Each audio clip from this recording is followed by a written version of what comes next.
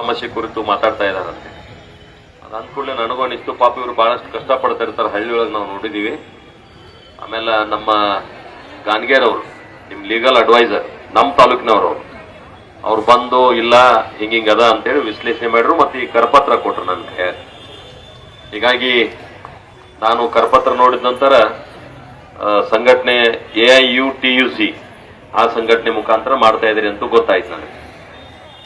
ನಾವು ಸಂಘಟನೆ ಯಾವ್ದು ಬೇಕಾದಿರುವಂತೆ ವಿಚಾರ ಕರೆಕ್ಟ್ ಇತ್ತಂದ್ರೆ ನಾನು ಅದಕ್ಕೆ ಬೆಂಬಲ ಕೊಡೋದು ನನ್ನ ಧರ್ಮ ಅಂತೇಳಿ ನಾನು ಬಂದಿದ್ದೇನೆ.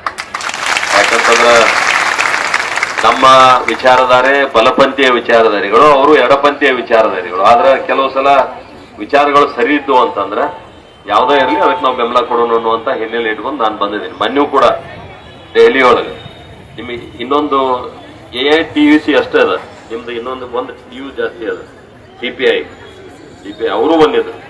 ಪಂಜಾಬ್, ಮಧ್ಯಪ್ರದೇಶ್, ಕರ್ನಾಟಕ. ನನಗೆ ನಮ್ಮ ಖಾನಾಪುರದ ಜನ ಫೋನ್ ಹಚ್ಚಿದ್ರು, ಇಲ್ಲ ನಾವು ಮಹಿಳಾ ಮತ್ತು ಮಕ್ಕಳ ಕಲ್ಯಾಣ ಇಲಾಖೆ ಮಂತ್ರಿಗಳನ್ನ ಭೇಟಿ ಆಗಬೇಕು, ಟ್ರೈ ಮಾಡ್ತಾ ಇದೀವಿ ಸಂಘಟನೆಯಿಂದ, ಅವ್ರು ಸಮಯ ಕೊಡ್ತಾ ಇಲ್ಲ, ದಯವಿಟ್ಟು ನೀವು ಸಮಯ ಕೊಡಿಸ್ರಿ ಅಂತೇಳಿ. ನನಗಿದು ಕಲ್ಪನೆ ಇರಲಿಲ್ಲ. ಆಮೇಲೆ ನಾನು ಅವ್ರ ಸಮಯ ಕೇಳಿದೆ, ನನ್ನ ಸಮಯ ಕೇಳಿದ ಕೂಡಲೇ ನನಗೆ ಕೊಟ್ಬಿಟ್ರು ಅವ್ರು, ಅಂದ್ರೆ ನಮ್ಮ MP ಕೇಳತ್ತಾರ ಅಂತೇಳಿ. ಆಮೇಲೆ ಅಲ್ಲಿ ಹೋದ ಕೂಡಲೇ ಇವರೆಲ್ಲ ಇದ್ರು, ಮಂತ್ರಿಗಳು ಕೇಳ್ರಿ ನನ್ನ, ಇಲ್ಲ ಇದು ಈ ಸಂಘಟನೆ ಅದ, ನೀವ್ ಹೆಂಗ್ ಬಂದ್ರಿ ಅಂತೇಳಿ.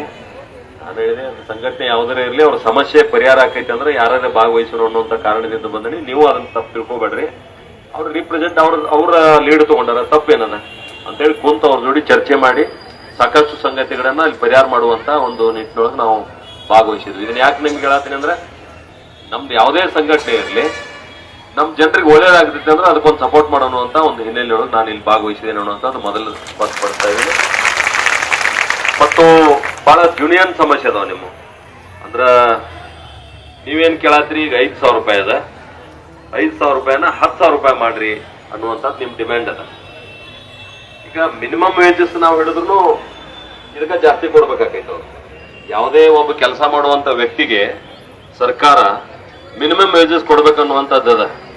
ಆದ್ರೂ ಕೂಡ ನಿಮ್ಗೆ ಪೂರ್ಣಾವಧಿ ಅಲ್ಲ ಅನ್ನುವಂಥ ಕಾರಣದಿಂದ ಕೊನೆ ಪಕ್ಷ 10,000 ನೀವೇನ್ ಡಿಮ್ಯಾಂಡ್ ಮಾಡಿದ್ರಿ, ಬಹಳ ಗೌರವಯುತವಾದಂತ ಬೇಡಿಕೆ ಇದೆ ಮತ್ತು ಸರ್ಕಾರನೂ ಒಪ್ಪಿಕೊಂಡದ.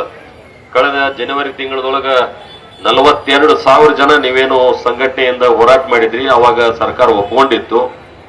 ಅದ್ರ ಸರ್ಕಾರದ ವ್ಯವಸ್ಥೆ ಹೆಂಗಂದ್ರೆ ಈಗ ಏನಾಗ್ಬಿಟ್ಟದಂದ್ರೆ, ಅವ್ರದ್ದು ಈ ರಾಜ್ಯದ ಜನ 136 ಸೀಟ್ ಗೆದ್ದಿಸ್ಕೊಟ್ರು.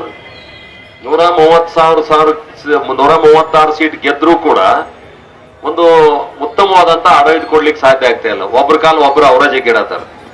ಈಗಾಗಲೇ 2 ವಿಕೆಟ್ ಬಿದ್ದು ಈಗ ಇಬ್ಬರು ಮಂತ್ರಿಗಳು ರಿಸೈನ್ ಮಾಡಿದ್ದಾರೆ. ಒಬ್ರು ಭ್ರಷ್ಟಾಚಾರದಾಗ ಒಬ್ರು ಹೋದ್ರು, ಒಬ್ರು ಮಾತಾಡುವಾದ್ರು.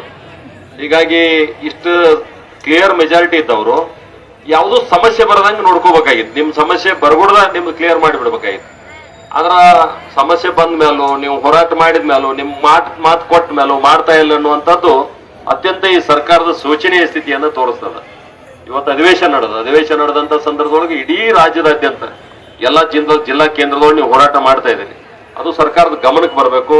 ಮತ್ತು ಇಲ್ಲಿ ಇದ್ದಂತ ಇಂಟೆಲಿಜೆನ್ಸ್ ಇರ್ಬೋದು, ಇಲ್ಲಿ ಇದ್ದಂತ ಜಿಲ್ಲಾ ಆಡಳಿತ ಇರ್ಬೋದು, ಇದರ ತೀವ್ರತೆಯನ್ನ ಸರ್ಕಾರಕ್ಕೆ ಮನವರಿಕೆ ಮಾಡಿಕೊಡುವಂತದ್ದು ಅವ್ರ ಜವಾಬ್ದಾರಿ ಅದ. ಅವ್ರು ಮಾಡ್ಬೇಕು. ಮಾಡ್ಲಿಲ್ಲ ಅಂದ್ರೆ ಕಾನೂನು ಸುವ್ಯವಸ್ಥೆ ಹದಗೆಟ್ಟು ಹೋಗ್ತದೆ ರಾಜ್ಯದೊಳಗೆ. ಜಿಲ್ಲಾಧಿಕಾರಿಗಳು ಮತ್ತು ಜಿಲ್ಲಾ ಇಂಟೆಲಿಜೆನ್ಸ್ ವಿಭಾಗದವರು ದಯವಿಟ್ಟು ಇದನ್ನ, ಜಿಲ್ಲಾ ಪೊಲೀಸ್ ವರಿಷ್ಠಾಧಿಕಾರಿಗಳು ಇದನ್ನ ಸರ್ಕಾರದ ಗಮನಕ್ಕೆ ತರುವಂತ ಪ್ರಯತ್ನವನ್ನ ತಾವು ಮಾಡ್ಬೇಕು ಅನ್ನುವಂಥದ್ದನ್ನು ಕೂಡ ನಾನು ಈ ಸಂದರ್ಭದಲ್ಲಿ ಒತ್ತಾಯವನ್ನ ಮಾಡ್ತೇನೆ. ಅದ್ರ ಜೊತೆಗೆ ತಾವೇನು ಕೆಲಸ ಮಾಡಕ್ ಪ್ರಾರಂಭ ಮಾಡಿದ್ರಿ, ತಾವು ಕೆಲಸ ಮಾಡಕ್ ಪ್ರಾರಂಭ ಮಾಡಿದ ನಂತರ ಸಾಕಷ್ಟು ಆರೋಗ್ಯ ಕ್ಷೇತ್ರದೊಳಗೆ ಸುಧಾರಣೆ ಆಗಿದೆ. ತಾಯಿ ಮಗುವಿನ ಆರೋಗ್ಯ ಇರಬಹುದು, ಅದು ಮರಣದ